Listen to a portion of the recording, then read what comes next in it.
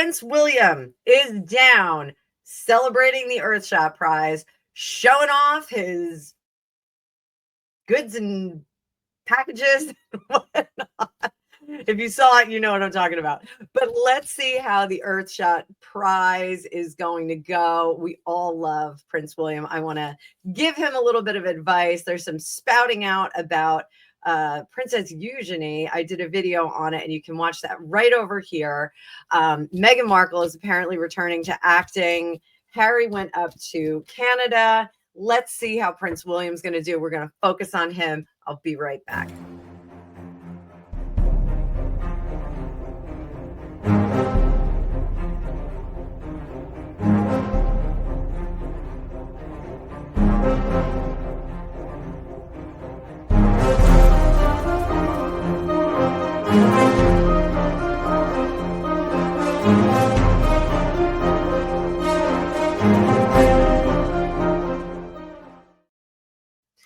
Welcome, my friends and tarot maniacs. I'm Annabelle. I'm a tarot practitioner and psychic for over 35 years. In this video, we are going to be talking about Prince William, the Prince of Wales. Awesome dude. Looking good there. Playing volleyball and scampering all about on his Earthshot trip. So we did get some negative news because apparently Bozo Harry decided to go on up to Canada and pretend to be a royal and claim to be representing the royal family. And I think it was an article or a press release, whatever, you're not, dude, you're not. So we're not going to talk about Harry in this one. We're going to talk about William. So I just want to do a little bit of razzle dazzle and see if we can give him some good advice to maximize the success of this trip. The optics have been great so far, and the message is really good. We love the Earthshot Prize. It highlights individuals that create products, processes and things like that will enhance and secure our environmental future for all. So my parents had a company. We were in manufacturing and we butted heads with the EPA left and right. And my brother actually converted one part of the company into a recycle process, and to great success. So, I know how challenging it can be to live in a progressive capitalist society and still serve the environment well. So it can be a fine line that you have to balance.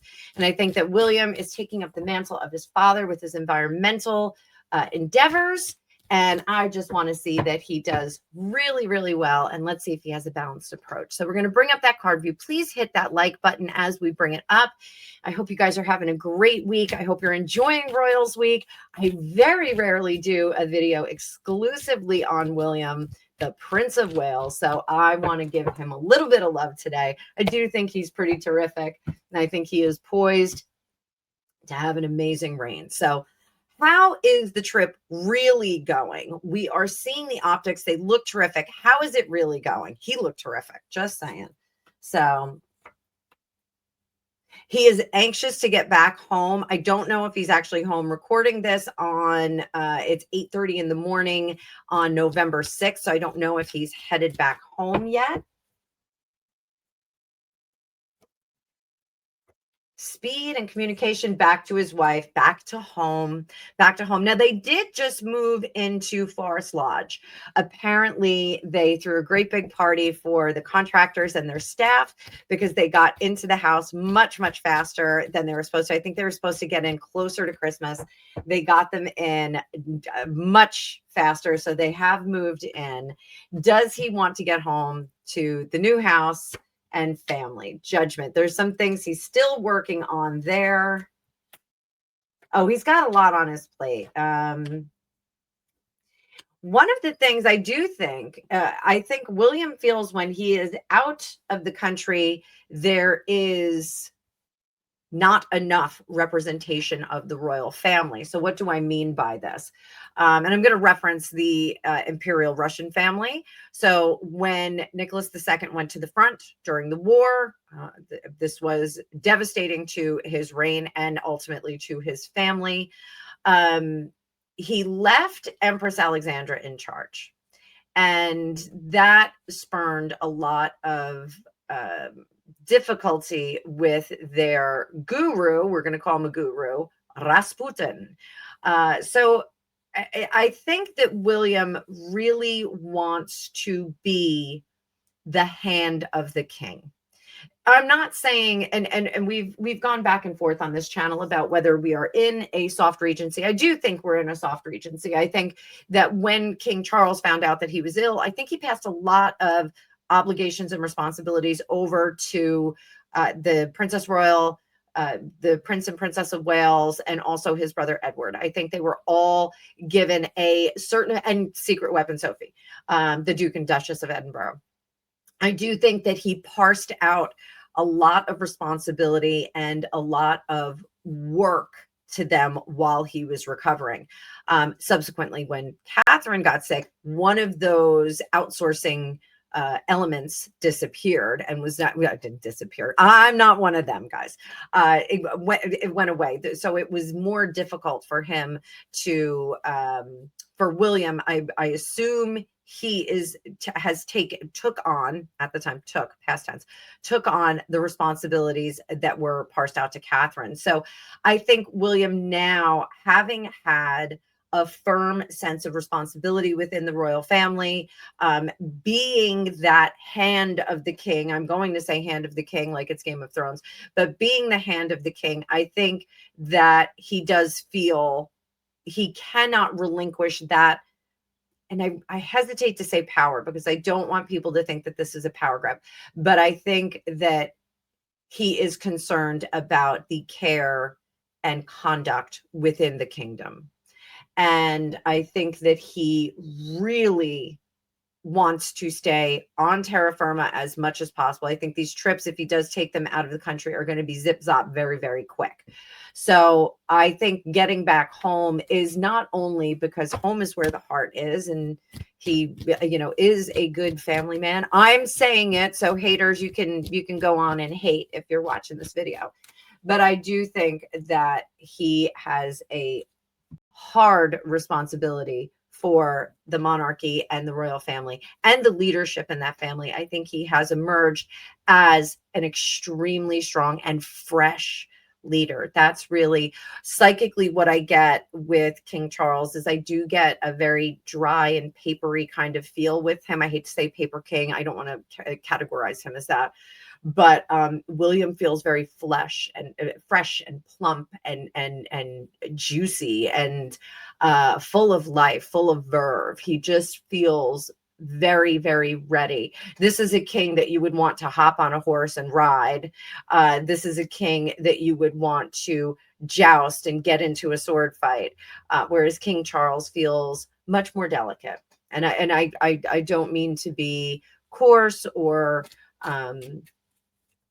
suggestive about that. He just feels much more delicate to me. So how does William feel about the Earthshot trip? Was it a success? Was it a success? Yes, it is going to resonate into the future. There's our noun, there's our adjective, and it's going to split into two. Those of you that are in the Americas remember the herbal essences commercials. I think it was herbal essences, and they told two friends, and they told two friends, and so on and so on and so on.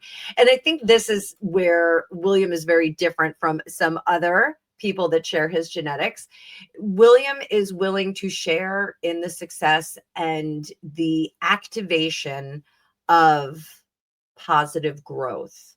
That is really what's different. William is handing off tools and ability and plans to other people. He is delegating, and that's what the best leaders do. The best leaders do not do it all themselves. The best leaders do not stand up and take credit for it. I've seen this in other organizations and businesses that did not succeed and thrive. I've seen it in organizations that did not succeed and thrive. When you have one person who is expecting to shoulder all of the work, do all of the work, and then reap all the benefits, it's not sustainable. They're going to burn out. And that is something that we see with the other pair. You know who I'm talking about. They want the credit. They want people to say, "You're so wonderful. I can't believe you boiled that water so well." We'll talk about the boiling water later, guys, because I am fit to be tied about it.